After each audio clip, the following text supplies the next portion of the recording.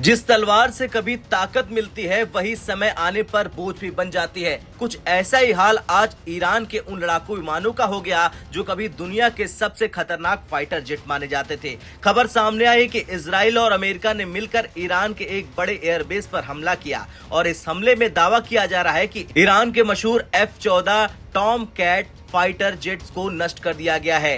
ये वही जेट है जिसे दुनिया टॉम कैट के नाम से जानती है और जिसे मशहूर फिल्म टॉप गन में भी दिखाया गया है, जहां हीरो का किरदार निभाने वाले टॉम क्रूज इसी जेट को उड़ाते नजर आते हैं। लेकिन सवाल यह है कि आखिर ये जेट इतना खास क्यों है और अगर ये ताकतवर था तो आज ईरान इसे बचा क्यों नहीं पाया। दरअसल रिपोर्ट्स के अनुसार ईरान के इस्फहान एयरबेस पर हमला हुआ। इजरायली एयरफोर्स का दावा है कि उन्होंने वहां खड़े कम से कम 14 F-14 टॉम कैट जेट्स को नष्ट कर दिया। कुछ सैटेलाइट तस्वीरें और वीडियो भी सामने आए जिनमें एयरबेस पर खड़े विमानों के आसपास भारी नुकसान दिखाई दे रहा है। हालांकि ईरान की तरफ से इन दावों की पूरी तरह से पुष्टि नहीं हो पाई है, लेकिन अगर ये सच है तो ये ईरान की एयरफोर्स के लिए एक बड़ा झटका होगा। सबसे दिलचस्प बात यह है कि ये जेट ईरान ने खुद नहीं बनाए थे। दरअसल 1970 के दशक में जब ईरान में मोहम्मद रेजा का शासन था तब ईरान और अमेरिका के संबंध बहुत अच्छे थे।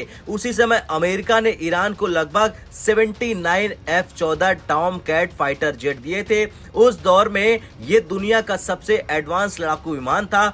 लेकिन 1989 में ईरानियन रिवॉल्यूशन हुई और उसके बाद ईरान में इस्लामिक शासन आ गया। इस क्रांति के बाद अमेरिका और ईरान के संबंध पूरी तरह से टूट गए, लेकिन तब तक ये जेट ईरान के पास रह गए। समय के साथ इन जेट्स की संख्या कम होती गई, कुछ दुर्घटनाओं में नष्ट हो गए, कुछ तकनीकी खराबी से बेकार हो गए। अमेरिका ने खुद भी 2006 में F-14 को रिटायर कर दिया और उसकी जगह बोइंग FA-18 सुपर हॉर्नेट को इस्तेमाल करना शुरू किया। लेकिन दिलचस्प बात यह है कि ईरान दुनिया का आखिरी देश था जो अभी तक F-14 टॉम कैट का इस्तेमाल कर रहा था। रिपोर्ट्स के अनुसार ईरान के पास लगभग 40 से 50 F-14 जेट बचे हुए थे।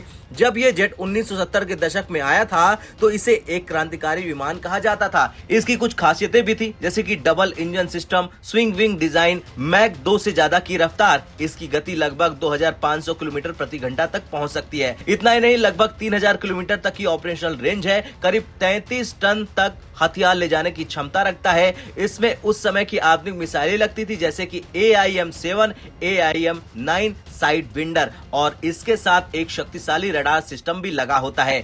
F-14 इतना तेज उड़ता था कि जब ये आसमान से गुजरता था तो कई बार सोनिक बूम पैदा करता था, यानी आवाज की गति से तेज उड़ने पर हवा में एक तेज धमाके जैसी आवाज गूंजती सुनाई देती है। उस दौर में ये तकनीक बेहद प्रभावशाली मानी जाती है। आज अगर हम एयरफोर्स की तुलना करें तो ईरान की स्थिति काफी कमजोर मानी जाती है, क्योंकि इजराइल के पास आधुनिक Lockheed Martin F-35 lightning II जैसे स्टील्थ फाइटर जेट है। अमेरिका के पास दुनिया की सबसे बड़ी एयरफोर्स है। दिलचस्प बात यह है कि दुनिया की 2 सबसे बड़ी एयरफोर्स भी अमेरिका की ही है, US air force, US navy aviation. तकनीक, संख्या और संसाधनों में ईरान इनसे काफी पीछे है। हालांकि ईरान की एयरफोर्स कमजोर मानी जाती है, लेकिन उसकी कुछ ताकतें अभी भी खतरनाक है। सबसे बड़ी ताकत है बैलिस्टिक मिसाइलें, दूसरा है ड्रोन स्वाम हमले। ईरान बड़ी संख्या में सस्ते ड्रोन लॉन्च करता है और दिलचस्प बात यह है कि इन ड्रोन को गिराने में अमेरिका को कई गुना ज्यादा खर्च करना पड़ रहा है, यानी कम लागत में बड़ा नुकसान पहुंचाने की रणनीति।